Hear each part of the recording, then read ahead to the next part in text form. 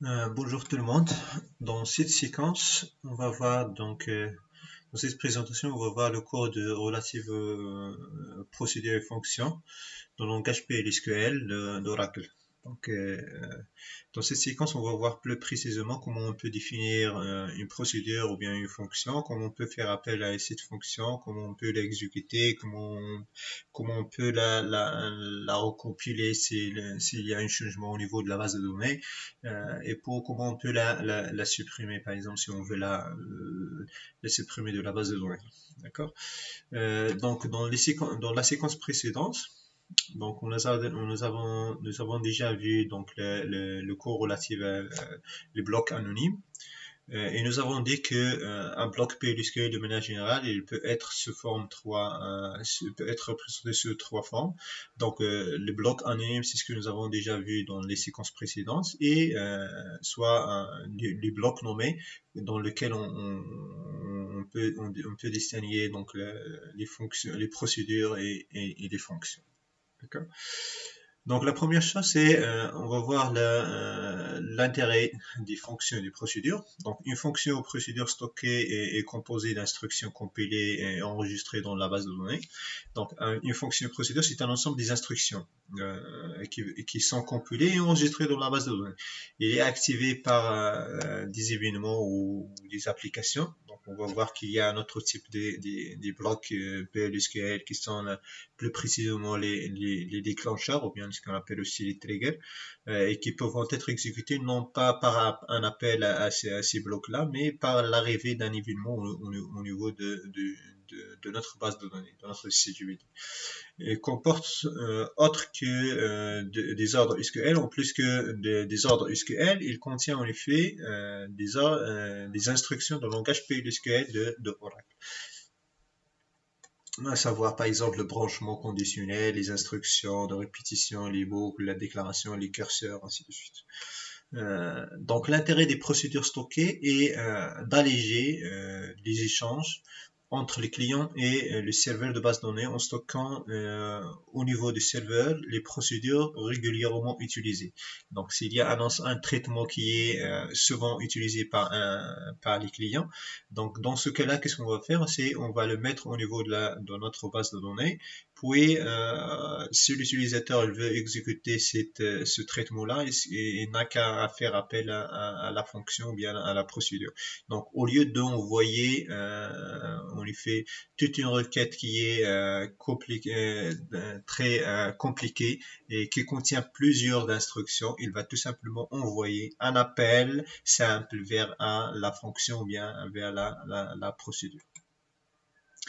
D'optimiser, elle permet aussi d'optimiser les requêtes au moment de la compilation des procédures plutôt qu'à l'exécution. Pourquoi? Parce que tout simplement, une fonction ou une procédure, il sera compilé une seule fois, c'est le moment de la création, et chaque fois que l'utilisateur ou bien un client fait appel à cette fonction ou bien à cette procédure, il va tout simplement exécuter le pseudocode qui a été déjà compilé. Donc, le résultat de la compilation. Donc, dans ce cas-là, on optimise au niveau du temps d'exécution, en effet, d'une requête donnée. D'accord. De référence, de renforcer la sécurité. On peut donner l'autorisation à un utilisateur d'utiliser une procédure stockée sans lui donner le droit directement sur les tables qu'il utilise. C'est-à-dire, au lieu de donner l'accès directement vers les tables, je veux empêcher l'utilisateur ou bien un client à utiliser les tables. Je veux lui enlever le droit d'accéder à les tables, mais je veux lui donner le droit d'utilisation, par exemple, de ces fonctions et de ces procédures. D'accord. Dans ce cas-là, un client ne peut exécuter, ne peut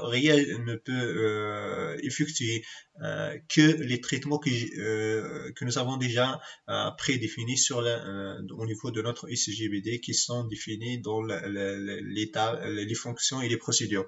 Et il n'a pas le droit, en effet, d'agir directement sur les tableaux. Pour définir une procédure, on utilise la syntaxe suivante, donc create ou replace procédure. À noter, c'est que au replace il est optionnel.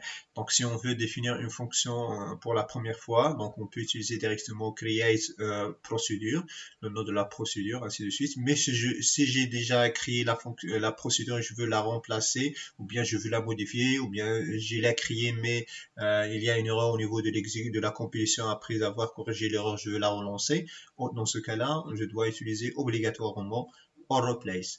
Nous avons dit create or replace procédure. Je donne le nom de la procédure. C'est un nom qui doit respecter en effet les critères en effet des identificateurs au niveau d'Oracle. Il ne doit pas dépasser 30 caractères. Il doit contenir que des caractères, des lettres et des chiffres, des séries de soulignement, dollar, dièse. Il doit commencer par une lettre. Donc ça, c'est les règles des identificateurs de manière générale au niveau de PLSQL. Puis je donne la liste des arguments. Donc donc je mets le parenthèse argument 1, le nom de l'argument. On va voir la syntaxe plus juste après. Donc le nom de l'argument suivi de type d'argument, c'est un paramètre d'entrée ou de sortie, suivi de type d'argument, virgule, le deuxième. Donc c'est pour cela que nous avons dit ici une liste d'arguments qui sont entre parenthèses. Si la procédure ne prend pas d'argument, donc il n'a pas de paramètres, dans ce cas-là, on va enlever même les parenthèses. C'est pour cela que nous avons mis les parenthèses ainsi la liste des arguments entre crochets. D'accord? Puis on met is ou bien as pour la définition.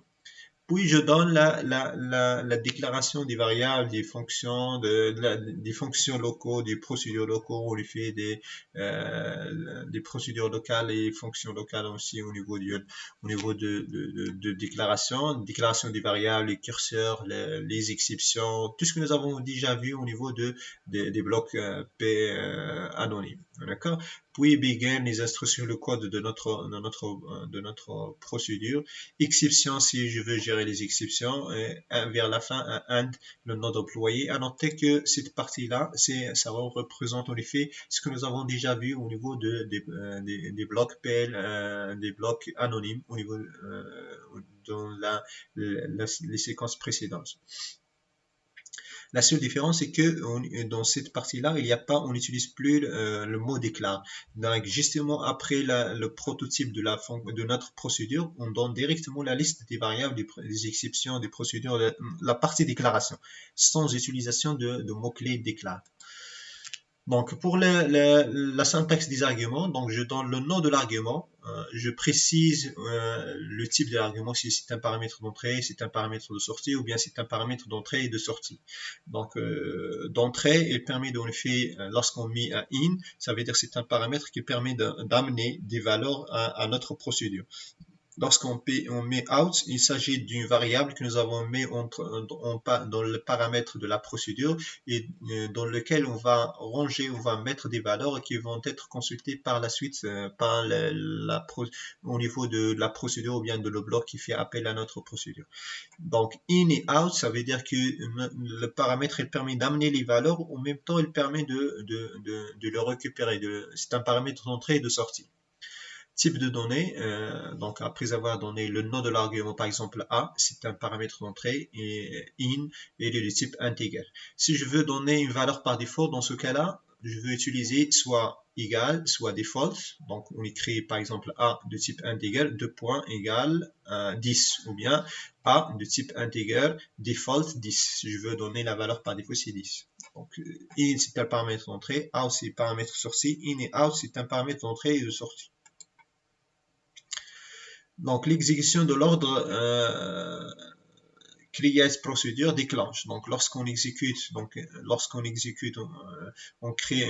définit une procédure, on l'exécute au niveau de la commande, le niveau de commande SQL, la veille de commande de Oracle.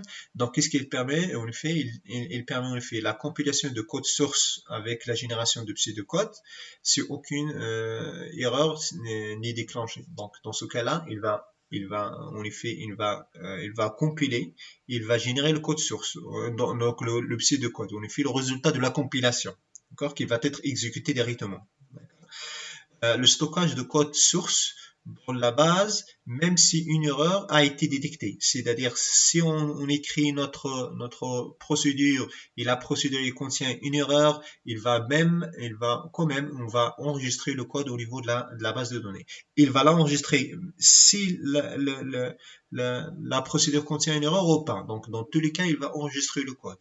Donc c'est pour cela, lorsque je veux, s'il contient une erreur et après avoir en effet corrigé l'erreur, si je veux la recréer, la réexécuter, il faut que la procédure, la, donc la procédure doit être en effet commencer par create or replace, d'accord? Parce qu'il existe déjà, ce que je veux, c'est de la remplacer. Donc, stockage de pseudocode dans la base, ce qui évite la recompilation. Donc, une fois créé la procédure, une fois l'exécuter, il va être compilé une seule fois. Et cela permet en effet d'éviter de recompiler la procédure à chaque fois que la procédure elle est appelée par un client. Donc, il sera compilé une seule fois et exécuté plusieurs fois. Donc, premier exemple, c'est procédure permettant d'afficher le nom de tous les employés d'un département dont le numéro est passé en paramètre. Donc, dans ce cas-là, on va créer create or replace procédure. Le nom de la procédure, c'est get employee name. Il prend paramètre, en effet, un numéro de département. Ce qu'on veut, c'est de lister tous les noms des employés qui sont qui sont attachés à ce département-là. Donc, puisqu'il y a plusieurs employés, dans ce cas-là, on ne peut pas utiliser, on fait un curseur, parce que, on fait, dans tous les cas, on va utiliser une requête pour accéder à les noms des employés. Donc, une requête, c'est quoi? Ce sont des curseurs. Nous avons vu dans le cours des curseurs que nous avons fait dans la séquence précédente, c'est que il y a deux types de curseurs, soit un curseur implicite, soit un curseur explicite. Nous avons dit que pour les curseurs explicites, c'est lorsque la requête amène plusieurs enregistrements. Le résultat de la requête, c'est plusieurs enregistrements. Ici, dans notre cas ici, c'est plusieurs enregistrements. Donc, c'est pour cela qu'on va créer un curseur. Donc, le curseur, c'est un département. Donc, il prend paramètre le numéro de département numéro et du type number is. Donc ici, on n'a pas spécifié le type de paramètre. Nous avons dit par défaut, c'est entrée, c'est in. Donc, select quoi? C'est le nom de l'employé from la table employé. Employé table ou bien employé, ça dépend du nom de la table employé. Where le numéro de département, il y a le numéro de département qui est passé en paramètre à notre curseur. D'accord? Et nous avons déclaré une variable de type chaîne de caractères 10 pour qu'on puisse la utiliser au niveau du fetch. Donc begin, donc nous avons vu au niveau de l'utilisation du curseur qu'il y a deux façons de faire, soit en utilisant open fetch pour récupérer le contenu, le résultat de la requête, soit on utilise for. Donc la boucle for, une variable enregistrement in le nom de curseur ou bien open. Donc dans ce cas-là, nous avons choisi d'utiliser open. D'accord. Et pour ce faire, donc on utilise l'instruction open le nom de curseur. On donne en paramètre le numéro de département qui est passé en paramètre à la procédure. Puis on utilise loop. La première chose, c'est on va récupérer le contenu de la première enregistrement, on va le mettre dans la variable employé name. Pourquoi une seule variable? Parce que la procédure, le curseur, il permet dans le fait de sélectionner tout simplement un seul champ qui est name. On va sortir de la procédure lorsque le curseur il ne trouve plus, il n'y a plus de données. Lorsqu'il n'y a plus de données, en effet, lorsque j'ai parcouru tout l'ensemble des résultats. Si j'ai pas encore atteint la fin du résultat de la requête select, dans ce cas-là, je veux afficher le nom de l'employé et je veux faire un loop pour retourner faire la deuxième en effet fetch c'est employé, il permet de passer vers l'enregistrement suivant, le deuxième résultat en effet de la requête, le troisième fetch, troisième résultat, ainsi de suite. Vers la fin, je veux fermer le curseur en utilisant l'instruction close le mode curseur.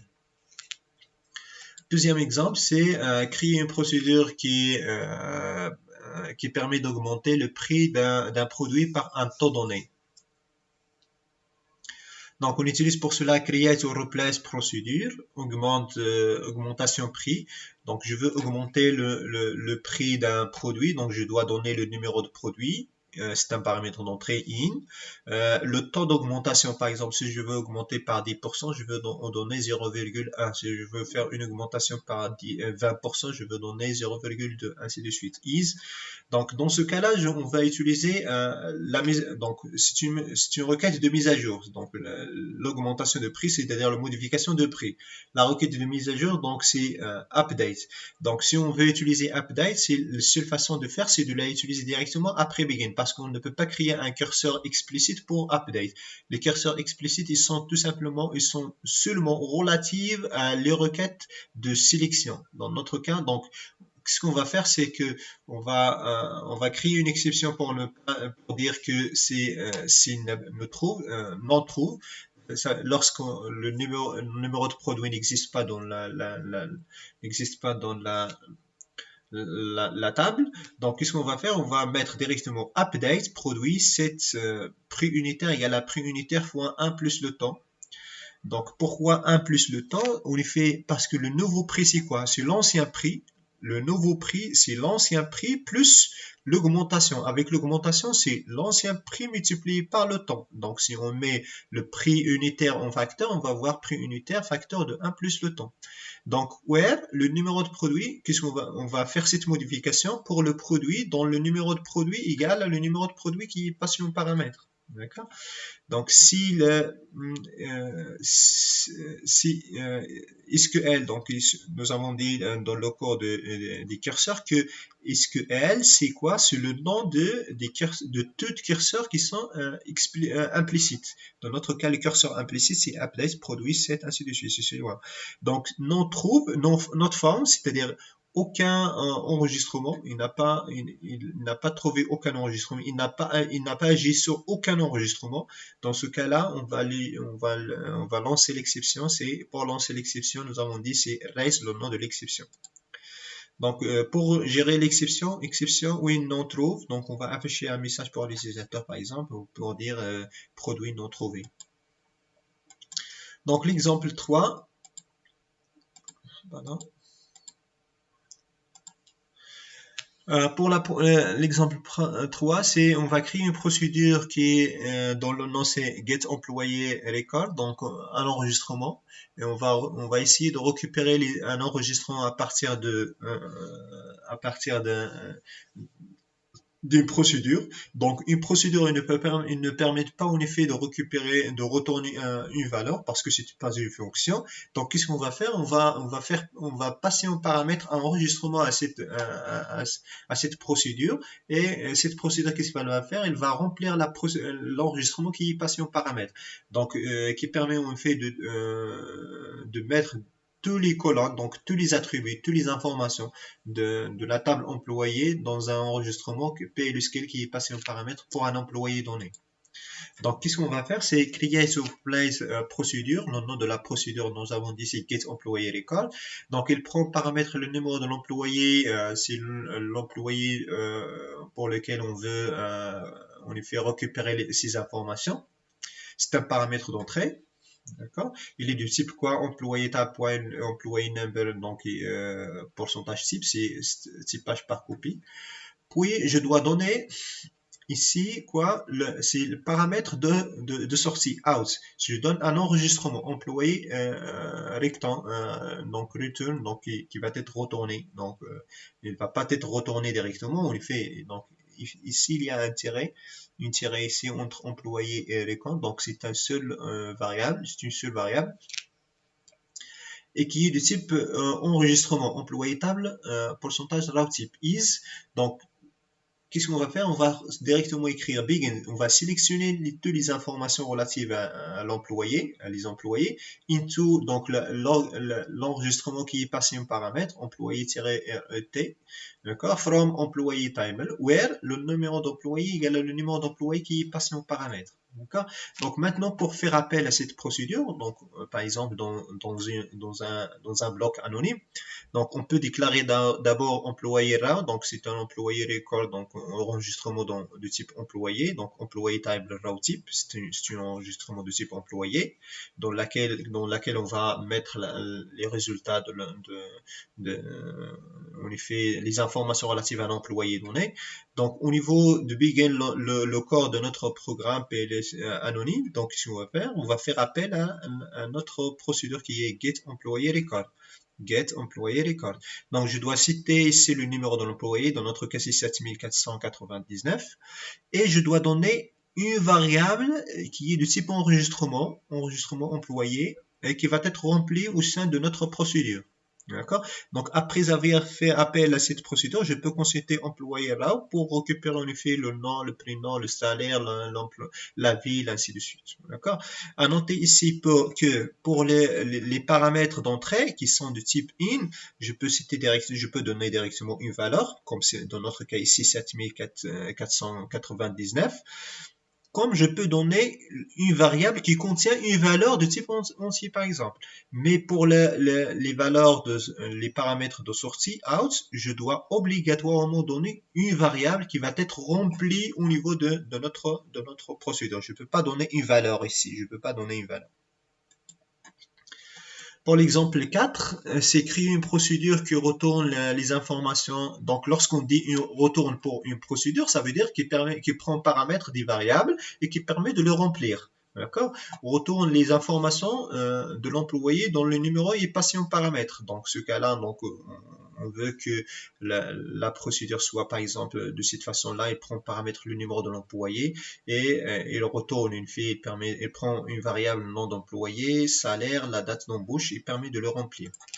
Donc, pour cela, on va utiliser create procedure. Donc, vous pouvez remarquer ici, on n'a pas mis or replace, c'est optionnel, nous avons dit, dans la syntaxe de la création de procédure, nous avons dit create or replace, il est optionnel. Donc, supposons que notre base de données ne contient pas aucune procédure qui est RQ, RIC, donc employé, donc requête sur l'employé. D'accord. Donc, notre procédure, nous avons dit, il prend en paramètre le numéro d'employé, c'est un paramètre d'entrée. Il prend en paramètre le nom, salaire, les dates. Salaire, date. Donc, ça, ce sont des variables à remplir au niveau de notre procédure. Donc, on va écrire directement is, select le nom de l'employé. Donc, dans ce cas-là, je peux utiliser un curseur explicite ou un curseur explicite. Pourquoi le cas de curseur explicite? Parce qu'il s'agit de les informations relatives à un seul client donné. Parce qu'on va faire la sélection sur le numéro de l'employé qui est la clé au niveau de la table employé.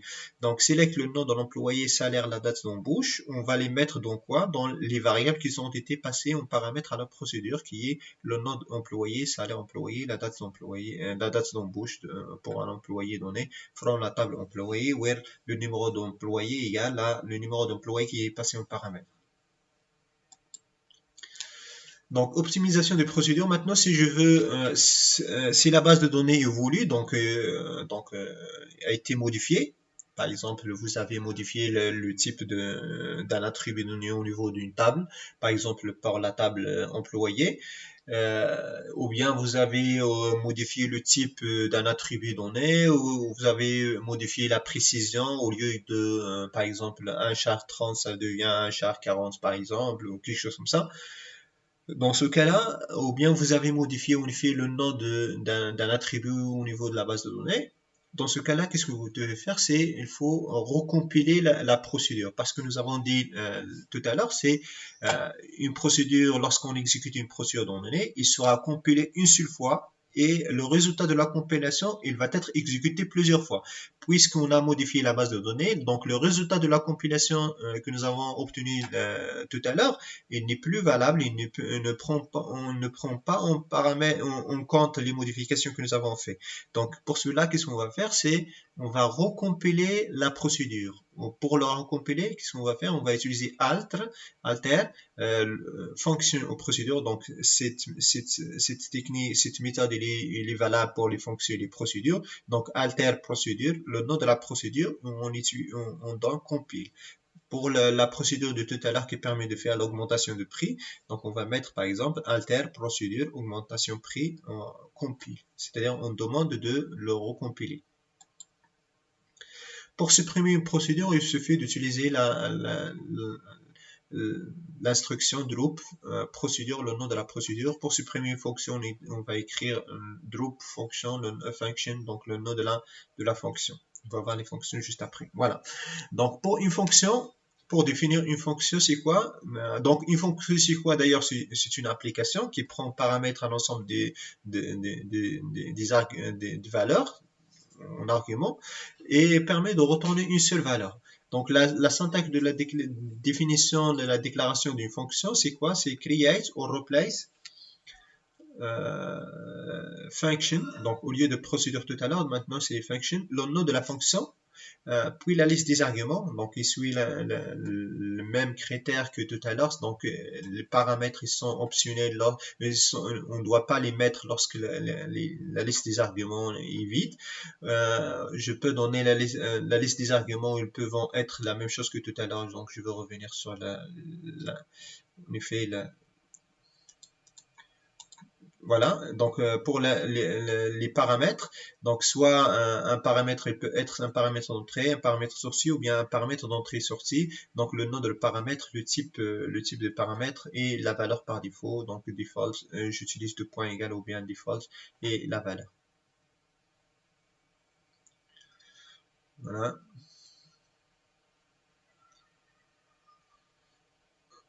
Les fonctions, voilà. La seule différence par rapport à aux procédures au niveau de le prototype de la fonction, c'est que la fonction il contient un type de retour. Donc return, type de retour. Donc il y a un type de retour. Donc, c'est le type de la valeur qui va être retourné par la fonction. C'est le type de la valeur calculée par la fonction. Donc, la même chose, je donne la liste des déclarations. Donc, justement, juste après is ou bien as. Donc, la même chose, la même remarque que tout à l'heure, on n'utilise plus le mot-clé déclare. Donc, je veux déclarer directement les variables, les procédures, les curseurs, les types, ainsi de suite. Puis j'utilise le mot-clé begin pour donner les instructions relatives à notre fonction et l'instruction return qui permet en fait de retourner la valeur calculée par la fonction. Gestion des exceptions et sont optionnelles aussi dans notre cas comme tout à l'heure. Et vers la fin, and fonction procédure. Exemple, créer une fonction qui retourne le nom d'un employé donné. D'accord? Donc, je donne par exemple ici le create function avec la table employé, par exemple, c'est le numéro d'employé, le nom d'employé, salaire, la date d'embauche. Donc, dans notre cas, on va utiliser donc le mot-clé create function pour créer la fonction. Le nom de la fonction, dans notre cas, c'est nom employé. Il prend paramètre le numéro de l'employé. La fonction retourne un varchar 2. À noter ici que la même chose pour que les procédures, que le type des arguments ne doit pas contenir la précision. Par exemple, ici, je ne peux pas dire number 10,2 par exemple. Ou bien ici pour le type de retour, je ne veux pas y dire varchar de 30. Donc on utilise directement varchar de le type sans précision. Donc is, le nom ici je déclare une variable pour la utiliser au niveau de la récupération de le nom de l'employé par le curseur qui est implicite. Donc le nom, c'est employé.nom d'employé pourcentage type, c'est déclaration par copie de type, par copie du type.